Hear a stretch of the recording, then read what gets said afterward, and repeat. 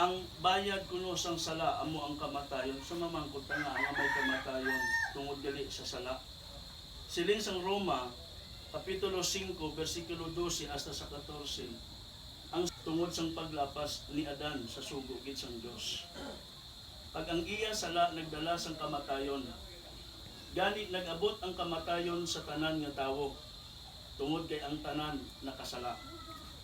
Kay ari na sa kalibutan ang sala sa wala pa mahatag sang Dios ang kasuguan sa mga tao. Pero kung wala sing kasuguan, ang sala wala ginakabig batok sa tao. Pero halin kay Adan hasta kay Moses, nagahum na ang kamatayon sa mga tao bisan pa sa mga wala nakasala. Parehas ang paglapas ni Adan sa sugo sang Dios sa iya. Si Adan amo ang larawan ni Kristo nga ginapaabot sadto nga magakari. Tungod sang paglalis sang isa ka tawo kuno nga si Adan sa sugo sang Dios, ining kamatayon naglaton. Nag-abot sa aton bisan wala pa ta nakahimo, naglaton naglumpat-lumpat. Wala. Wala ba Carmel? At Panginoon,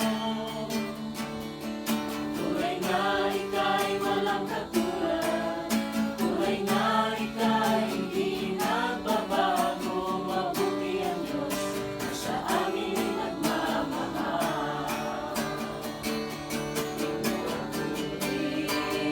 Ang sinasamba kita, dakila ang Diyos at Panginoon. Tunay na ika'y walang katulad, tunay na ika'y hindi nagbabago, mabuti ang Diyos na sa amin ay nagmamahal. Sinasamba kita, dakila ang Diyos.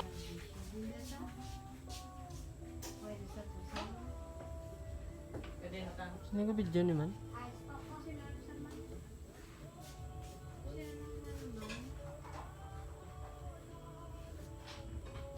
Mula kita baca naman.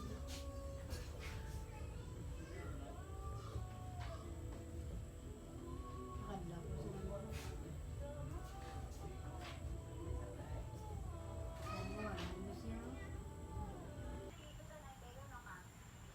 Ano siya? Uy, lagi kang ano.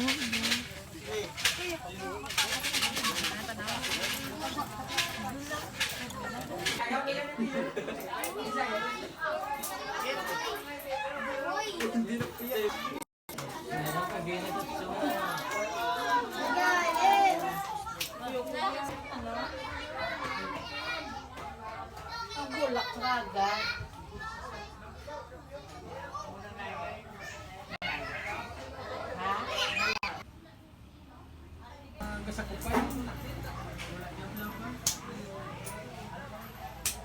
Raki ka din, hindi mo patinan.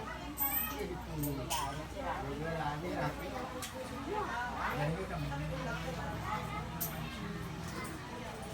Agagaw ko sila sa Tapos video. Yung sala na. sa Italia,